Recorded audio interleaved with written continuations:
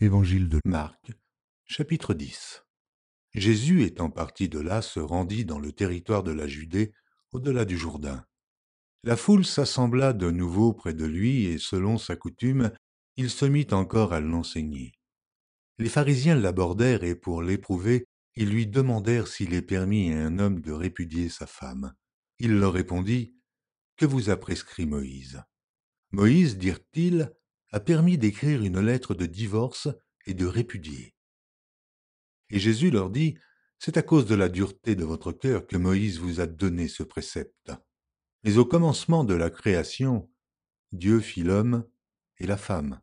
C'est pourquoi l'homme quittera son père et sa mère et s'attachera à sa femme, et les deux deviendront une seule chair.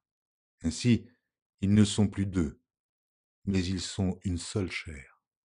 Que l'homme donc ne sépare pas ce que Dieu a joint. » Lorsqu'ils furent dans la maison, les disciples l'interrogèrent encore là-dessus. Il leur dit, « Celui qui répudie sa femme et qui en épouse une autre commet un adultère à son égard. Et si une femme quitte son mari et en épouse un autre, elle commet un adultère. » On lui amena des petits-enfants, afin qu'il les touchât, mais les disciples reprirent ceux qui les amenaient. Jésus, voyant cela, fut indigné et leur dit, « Laissez venir à moi les petits-enfants et ne les en empêchez pas, car le royaume de Dieu est pour ceux qui leur ressemblent.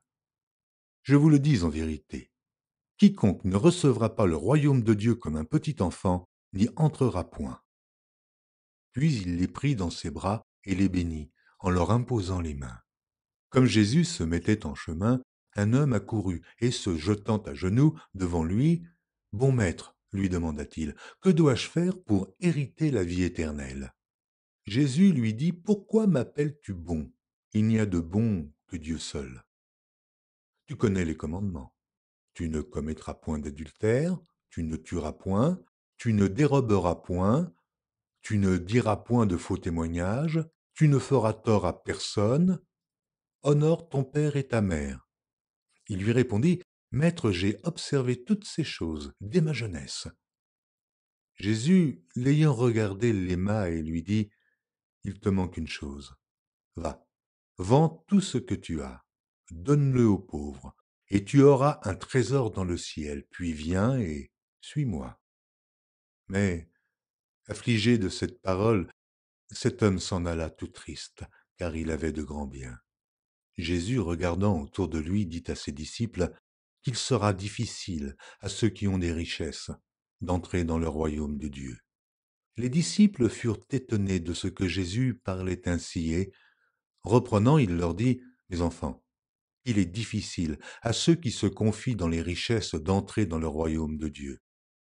Il est plus facile à un chameau de passer par le trou d'une aiguille qu'à un riche d'entrer dans le royaume de Dieu. » Les disciples furent encore plus étonnés et ils se dirent les uns aux autres, « Et qui peut être sauvé ?»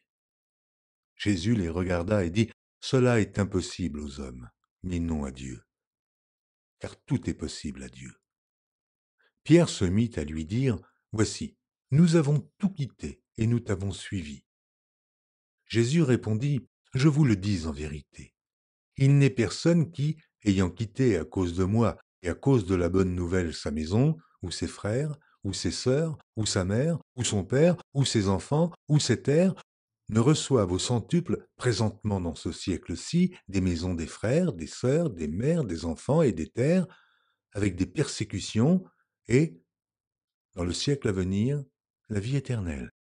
Plusieurs des premiers seront les derniers, et plusieurs des derniers seront les premiers. » Ils étaient en chemin pour monter à Jérusalem, et Jésus allait devant eux. Les disciples étaient troublés, ils le suivaient avec crainte. Et Jésus prit de nouveau les 12 auprès de lui, et commença à leur dire ce qui devait lui arriver. « Voici, nous montons à Jérusalem, et le Fils de l'homme sera livré aux principaux sacrificateurs et aux scribes. Ils le condamneront à mort, et ils le livreront aux païens, qui se moqueront de lui, cracheront sur lui, le battront de verges, et le feront mourir. Et 3 jours après, il ressuscitera. » Les fils de Zébédée, Jacques et Jean, s'approchèrent de Jésus et lui dirent, « Maître, nous voudrions que tu fisses pour nous ce que nous te demanderons. Il leur dit, que voulez-vous que je fasse pour vous? Accorde-nous, lui dirent-ils, d'être assis l'un à ta droite et l'autre à ta gauche, quand tu seras dans ta gloire.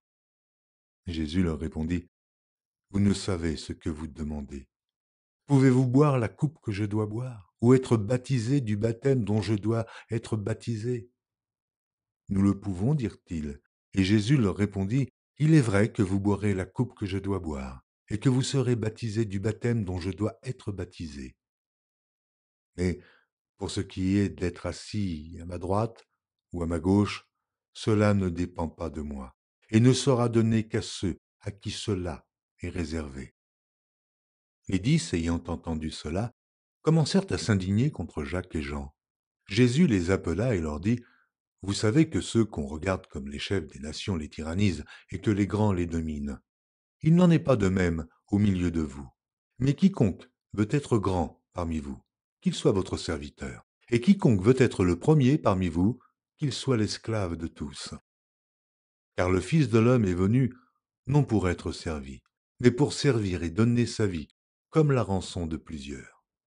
Ils arrivèrent à Jéricho, et lorsque Jésus en sortit avec ses disciples et une assez grande foule, le fils de Timée, Bartimée, mendiant, aveugle, était assis au bord du chemin.